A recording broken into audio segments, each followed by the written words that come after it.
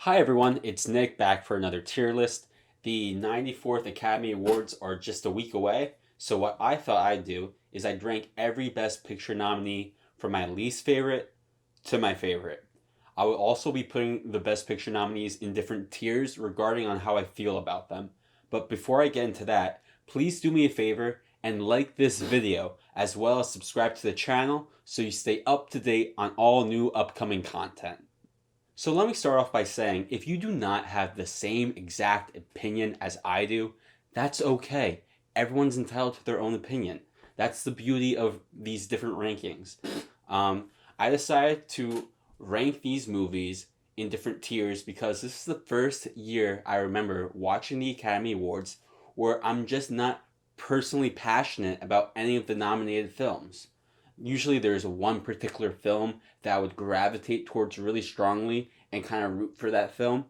But I feel very indifferent towards almost all the nominees nominated for Best Picture. So I figured ranking them in different tiers based off the mood of how I feel about them is probably the best way to approach this. But once again, if you do not have the same opinion, that's okay. And also, spoiler alert. There's going to be a lot of spoilers. I'm going to be talking about all the movies, so if you haven't seen the movie that I'm talking about, you can skip that section or you can watch the movie before you watch this video, whichever way you choose to approach it. Without further ado, let's get on to the different tiers. I divided the tiers into A, B, C. I was thinking about putting a S or an F tier, but I figured since I'm so indifferent about these movies that I felt like those two tiers were unnecessary. I'll still be ranking the films in order that I think I appreciate them the most. We're going to start with C tier. C tier has the movies that I feel the most indifferent about. They're great movies, but they didn't draw me in, and at the end of each of those movies, I wasn't thinking, that's definitely my favorite of the nominees. They each all have a slew of little problems that kind of bug me. So let's start with the first C tier movie and my least favorite of the Best Picture nominees. So at number 10, we have Don't Look Up. Now, don't get me wrong. I really enjoy Don't Look Up, and I'm actually really happy that it's defying a lot of the hatred towards that film. I like that it's defying odds getting nominated for screenplay, getting nominated for picture. I think it's a really important movie, so I'm really happy with the success that it has garnered. It's one of the most popular movies on Netflix, and if you haven't seen it, you should probably check it out at least for one viewing. But why is it ranked at the bottom of my Best Picture nominees? Well, for a number of reasons. To start, what I like about the film, I like the beginning. What I like about the beginning of the film is you really are setting the groundwork for a very interesting story with a lot of high stakes, coupled with the great performances by those actors, really draws you into the story. My personal favorite, the best moment of acting in the film, is when they call Rob Morgan's character, and you see Rob Morgan's facial expression when he's learning that the world is about to be destroyed. It's a really, really good, strong acting by Rob Morgan and by the other actors in the beginning as well. I love the comedy from Meryl Streep, Jonah Hill, Kate Blanchett, even Ariana Grande I find to be really funny in this film. But aside from that, that's pretty much all I think that's funny about this film. The film is more relevant than it is comedy. Its satire hits and misses in certain places. The second Leonardo DiCaprio and Jennifer Lawrence visit President Meryl Streep and her chief of staff son, Jonah Hill, the film instantly becomes a satire, which is fine, except the comedy is uneven. I would concede that the film does get a little preachy at certain parts. My biggest problem with Don't Look Up is about 2/3 into the film, the movie doesn't have anything else to say. The big climax of the film is Leonardo DiCaprio giving a gigantic, moving speech on a morning news show, which is fine and great, except Jennifer Lawrence's character did the exact same thing 30 minutes ago. So what is the film doing at this point? It just feels like it's treading water near the very end, and I think that really brings it down. Overall, I really enjoyed Don't Look Up, but because of these various reasons and based on the fact that I don't think I'm going to rewatch this film anytime soon, is why it is last on my rankings of the Best Picture nominees. At number 9, we have King Richard. What do I like about King Richard? The acting, especially Will Smith, the editing of the tennis sequences, the themes of love, family, and dedication. What I didn't like about King Richard, which is unfortunately the main reason why it's ranked so low, is the biography paint-by-numbers film script that is written the same way like every other biopic that is written, but more on that in a second. The positives first. Will Smith gives the best performance in his career, in my opinion. He is so dynamic and engaging in the role that your eyes are instantly glued to his performance. The other actors do a great job, but they just don't wow me in the same way Will Smith's performance does. Second, the tennis sequences are really fun to watch. The last tennis match was edited so well that you felt like you were in the tennis arena watching them play. The film has a feel-good message and is a crowd pleaser, which is something to commend for movies nowadays. Now, where the film fails for me is that the journey the Williams sisters go on is the same journey every Zero to Hero biopic has. The girls like tennis. They practice tennis. Their father pushes them.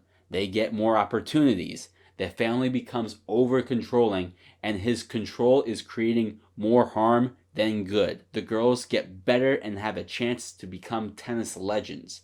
They lose, but learn a valuable lesson that allows them to win in the future. In less than 10 sentences, I described every scene in King Richard. That's my problem with the film, but it's a problem that's in many other movies, so I don't want you guys to think that I'm just singling this movie out.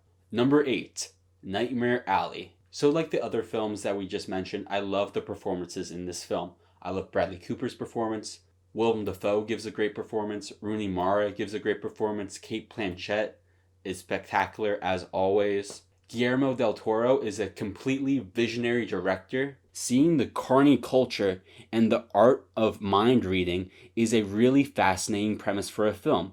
Del Toro does a stellar job with his cinematography and camera fluidity. He also uses a sickly green color in his films similar to his other films. This film is unique because it has two stories in one film. The first half takes place at the carnival, where Bradley Cooper is introduced to the art of mind reading, and the second half of the movie is where he pretends to speak to dead people and teams up with Cate Blanchett, whose character is probably my biggest issue with the film. Bradley Cooper teams up with Cate Blanchett and agrees to con this wealthy man into thinking Bradley Cooper can talk to his dead loved ones. This is all fine, except Cooper begins to instantly trust Blanchett over his love interest Rooney Mara, which I had a hard time getting behind. He leaves his money with Cate Blanchett as opposed to leaving it at home with Rooney Mara because he doesn't want her too involved, even though the next scene he makes Mara pretend to be a wealthy guy's dead wife. Plus, Cate Blanchett's entire goal ends up being to gaslight Bradley Cooper and take all his money because when they first met, he made a mildly sexist comment to her, which doesn't seem like a good enough motivation to me, in my opinion. Also, the ending where Bradley Cooper becomes the Gimp is well acted, but I didn't think it happened because the idea of him becoming the thing that he recalled at the beginning of the film seemed too on the nose. Overall, Nightmare Alley is a really cool flick with a third act problem. Number 7, Coda. I hereby rank Coda the best of C tier. It's about a high school girl whose dream is to become a singer, but the problem is her older brother and her parents are deaf, so they can't relate her passion to singing to her. Plus, they depend on her for her to communicate between them and hearing people. This movie, in my opinion, has some of the best acting performances of the entire award season. Marlee Matlin returns to the big screen as the mother of the family, and she gives a really good performance as well as the older brother. But for me, it's really Emilia Jones and Troy Kotsur that really shine in this film. Emilia Jones has a really hard time because she has to play a character with so many things on her mind, and her character has to react to other characters in a myriad of different ways. But she pulls it off flawlessly. There's one scene where she comes back home after ditching work to go practice her singing, and she has to tell her family that they can't keep depending on her. And I think it's one of the strongest moments of acting out of all the Best Picture nominees. She really kills it in this movie. I can't stress that enough. I thought she should have been nominated perhaps for like a Best Actress nomination. I know some people disagree, but that's my opinion. She carries the movie because the movie is her. It's about her struggle, and you need a really strong young actor to pull that off and make it work. And she does that. Emilia Jones is a phenomenal actor in Coda. However, the other standout in this film is Troy Kotsur. I saw this movie months ago, and as I was watching the movie, I said out loud, I think Troy Kotsur should be nominated for a Best Supporting Actor nomination before anyone was talking about him winning supporting actor. The scene where he puts his hands on his daughter's neck and he tries to feel her singing is so moving. It brought a tear to my eye. It was so amazing. My criticism with Coda is the same criticism I had with King Richard, in that it's a very cookie cutter story and pretty predictable. Ruby wants to be a singer, but her parents are deaf, but her music teacher pushes her to keep practicing singing, and then her family learns to accept her dreams and understands where she's coming from in the end. We've seen this movie before, like a number of different ways, so that's probably the biggest criticism, is the lack of originality of the premise of the story. But overall, I really enjoyed Coda. It's probably the biggest crowd-pleasing Best Picture nominee of the year. So if you haven't seen Coda, you should go check it out on Apple TV. Now we're on to B tier. Like C tier, these films didn't connect with me on a personal, passionate level. However, what's different from B tier to C tier is the artistic attempt from the director or filmmaker. I feel like the films in B tier take slightly more sophisticated risks to try to tell a deeper, more awards-friendly story, for lack of a better word. I think these films in B tier really try to push the envelope of telling a story, but they don't quite hit the mark, if you know what I mean.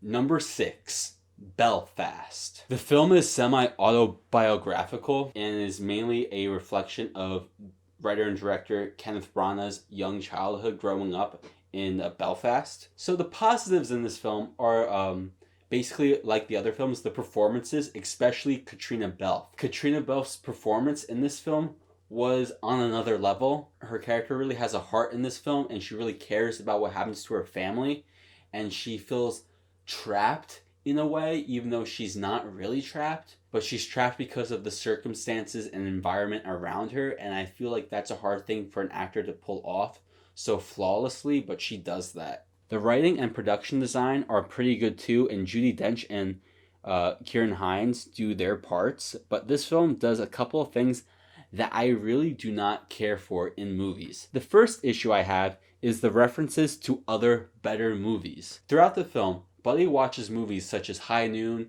and The Man Who Shot Liberty Valance and Chicka Chicka Boom Boom. And when you're watching the movie, you're just thinking, when you see those scenes, like, why aren't I watching that movie? High Noon's better than Belfast. The Man Who Shot Liberty Valance is better than Belfast. Maybe I should put those movies on, because this film can't get enough of those films. When a film references better movies, it turns me off to their originality and just makes me want to watch the movies that they're referencing. Another issue I have with Belfast is that all the problems regarding revolution and their environment are all personified into one lame antagonist, Billy.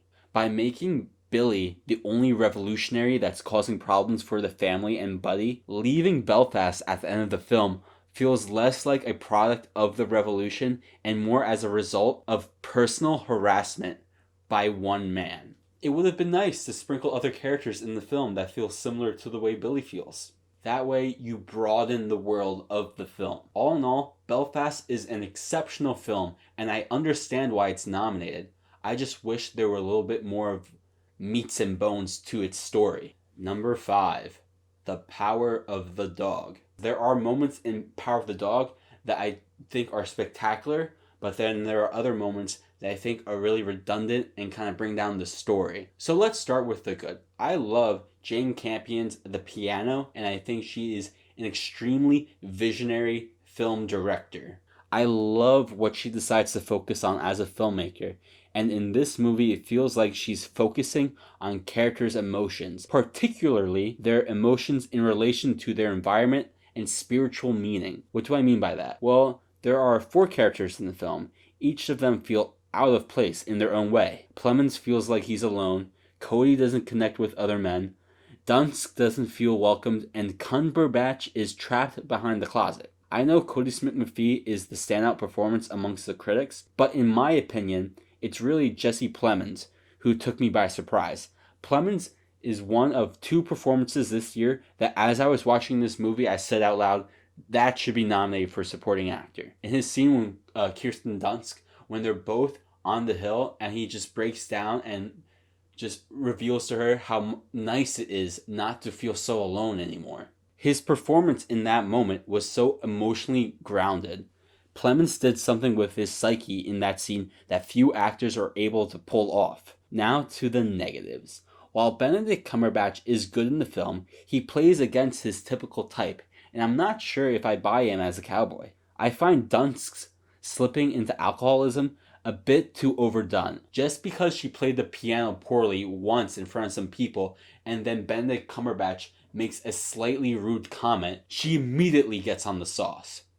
What? And then the movie sets it up where the only way for Kirsten Dunst to overcome her alcoholism is for Cody Smith-McPhee to kill Benedict Cumberbatch, which I'm not sure is how alcoholism works. While Kirsten Dunst is spectacular in the role, don't get me wrong, I just feel like this performance is another poor depiction of alcoholism in film. Number 4, Dune. I have placed Dune in 4th place and at the top of B tier because of the visionary approach by Denis Villeneuve as a director and creative storyteller. I should preface that I have not seen the previous Dune film, nor have I seen the miniseries, nor have I read the books. So maybe my opinion of this film is a little more focused on what I saw in the film itself, and less so about the lore of Dune. I thought Denis Villeneuve did a fantastic job at telling an epic sci-fi space story through extremely strong cinematography, production design, costumes, practical effects, and visual effects. Dune is a sci-fi space novel from the 1960s that has influenced tons of sci-fi fantasy work since its inception. I think Timothée Chalamet is a decent actor, but he never delivers a performance that is unique to his own acting style and that only he can pull off. What I like about Villeneuve's approach to the narrative is that he didn't hold your hand in telling the story. In stories like this, where there's a lot of sci-fi space jargon, you might have a voiceover that explains everything in the beginning, but while there are some voiceovers and some dream sequences, it is left to the viewer to try to decipher the story of the world of the film. And I really like that as a viewer because you're on your toes and it's a more engaging experience. You really have to work to understand the plot of the different factions of what's going on Dune and who wants the spice and who doesn't want the spice and who's aligned with who. It's really interesting and cool.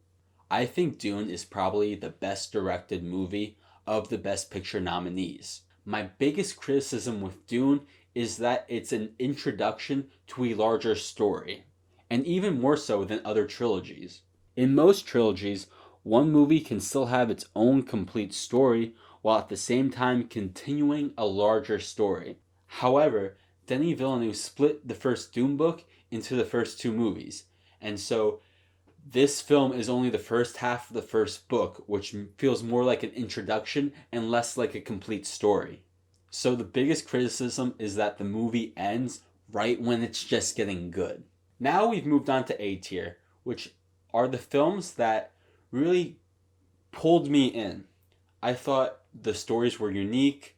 I thought the execution of the filmmaking was probably done the best out of all of the previous Best Picture nominees. And these films just have somewhat of a intrinsic quality that I find really charming and I seek for when I'm trying to watch movies. Number 3, West Side Story. I was ready not to like West Side Story so much. And I thought the original West Side Story was one of the better Best Pictures. So when I heard Steven Spielberg was making a remake of West Side Story, I just thought it was a waste of time and that he should be focusing on something else. But boy, was I proven wrong. I thought the fluidity of the camera was a welcomed inclusion that was missing in the previous West Side Story. The production design and the lighting really complemented the story or scene. I thought Ariana DeBose did a fantastic job as Anita. I also thought Rachel Zegler was spectacular as Maria. Much better than Natalie Wood. She was phenomenal. And I thought she was very overlooked for a Best Actress nomination. But what else is new? She brought a completely new life to the character of Maria. And her singing, her excellent singing, elevated the movie even further. So why isn't West Side Story ranked 1 or 2? Honestly, it's the lack of originality. I probably like this film slightly more than the 1961 West Side Story, but it's kind of hard to be completely captivated and surprised 100% of the time by a very old story that's based off an old play that's based off Shakespeare. At first, I didn't want this movie to be made, but now I'm very glad that it was. Number 2, Licorice Pizza. What can I say? I'm a Paul Thomas Anderson stan. I love all of PTA's movies. His creativity towards his unpredictability in creating a story is one of the most admirable things you can think of from a filmmaker. PTA has a soft spot for the 1970s San Fernando Valley, and this time he tells a pretty cool story about a 25-year-old woman falling in love with a 15-year-old boy. I think the cinematography in this film is my personal favorite out of all the nominated films. I like how groovy everything feels. I like the humor and the taboo subject matter of the plot. I like how the core of the movie is an ill-intended love story between two people. I love the soundtrack and how it complements the story and the vibe that PTA was going for. I think the script is one of the most unique scripts nominated in the past few years, and all the performances are very charming and endearing. PTA once again pulls off another stellar film, adding to a filmography of legendary work. Now, that is not to say that I don't have criticisms with the film, I certainly do, but I love when an auteur creates a movie that you cannot see any other filmmaker making, because it shows the director's importance and voice to the medium and industry. That being said, what are the problems with Licorice Pizza? Well, I can definitely see Twitter's point about the scenes with John Michael Higgins' character being in poor taste, as well as unnecessary to the overall story. I understand the treatment to the Asian characters in the film can turn a lot of people off. Secondly, I did not expect the film to be told in vignettes, and I was somewhat taken aback by that. Each scene with Alana and Gary is its own movie in and of itself. Once the Sean Penn scene ends, the Bradley Cooper scene begins. I wish the film had a stronger through line or plot that could connect some of these scenes together rather than just Alana and Gary's feelings towards each other. Lastly, on a random note, the film trailer shows footage that's not included in the film at all, which I thought was pretty interesting. Number 1, Drive My Car. So I think I'm putting Drive My Car at the top of my rankings for Best Picture nominees. My response to why I'm putting Drive My Car at number 1 is because I'm putting it there by default. I could see a world where Licorice Pizza is ranked above Drive My Car on my list, but I think Drive My Car has fewer flaws than Licorice Pizza does. Licorice Pizza might be the film I identify with the most, but I think Drive My Car is the more precise and carefully crafted story. For starters, the film is beautiful, and the composition of shots, especially the first shot, makes you understand that you're dealing with a world-class storyteller, and the way the story begins is interesting because you aren't sure what is going on and who the characters are for the first few minutes, and then the film slowly peels back the characters' personalities and psyche. The first 40 minutes are very strong and might be the best part of the film, along with the last 15 minutes. The main character is a playwright and director whose wife mysteriously died and now is producing a play, but is given a driver to drive him around. The film analyzes human behavior in a sophisticated way through revelations that characters reveal throughout the movie. It's a really strong film that makes you think about your own life and existence, which, in my opinion, is one of the main things that movies should try to accomplish. Are there any negatives to the movie? Yeah, there are. I love long movies, but I still feel this movie could have cut 10 minutes or so from the film. Another criticism I have is that the rest of the film is the main character reflecting on the first 40 minutes, when I think the main character's mind and psyche could have branched out more. Other than that, that's pretty much all the criticisms I have of Drive My Car. So that does it for my rankings of the Best Picture nominees for the 94th Academy Awards. Before you leave, make sure to like this video, subscribe to the channel, and comment down below your rankings of the Best Picture nominees. Thanks for watching, and I'll see you next time.